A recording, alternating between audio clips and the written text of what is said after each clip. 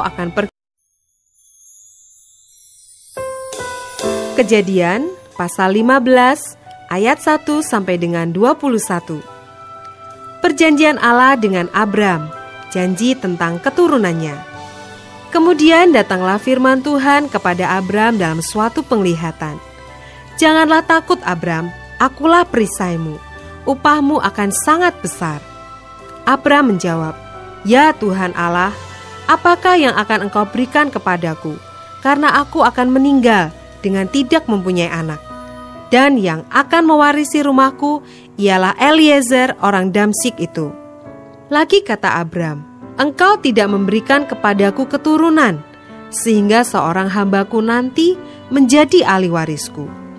Tetapi datanglah firman Tuhan kepadanya demikian, orang ini tidak akan menjadi ahli warismu, melainkan anak kandungmu, dialah yang akan menjadi ahli warismu. Lalu Tuhan membawa Abram keluar serta berfirman, coba lihat ke langit, hitunglah bintang-bintang, jika engkau dapat menghitungnya. Maka firman-Nya kepadanya, demikianlah banyaknya nanti keturunanmu. Lalu percayalah Abram kepada Tuhan, maka Tuhan memperhitungkan hal itu kepadanya sebagai kebenaran. Lagi firman Tuhan kepadanya, akulah Tuhan yang membawa engkau keluar dari Ur Kasdim untuk memberikan negeri ini kepadamu menjadi milikmu. Kata Abram, ya Tuhan Allah, dari manakah aku tahu bahwa aku akan memilikinya?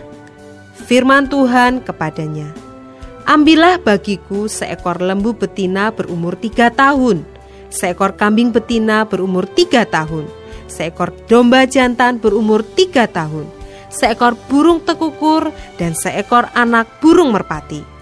Diambilnyalah semuanya itu bagi Tuhan, dipotong 2, lalu diletakkannya bagian-bagian itu yang satu di samping yang lain. Tetapi burung-burung itu tidak dipotong 2. Ketika burung-burung buas hinggap pada daging binatang-binatang itu, maka Abram mengusirnya. Menjelang matahari terbenam, tertidurlah Abram dengan nyenyak. Lalu turunlah meliputinya gelap gulita yang mengerikan. Firman Tuhan kepada Abram, ketahuilah dengan sesungguhnya bahwa keturunanmu akan menjadi orang asing dalam suatu negeri yang bukan kepunyaan mereka, dan bahwa mereka akan diperbudak dan dianiaya 400 tahun lamanya. Tetapi bangsa yang akan memperbudak mereka akan kuhukum, dan sesudah itu mereka akan keluar dengan membawa harta benda yang banyak. Tetapi engkau akan pergi kepada nenek moyangmu dengan sejahtera. Engkau akan dikuburkan pada waktu telah putih rambutmu. Tetapi keturunan yang keempat akan kembali ke sini, sebab sebelum itu kedurjanaan orang Amori itu belum genap.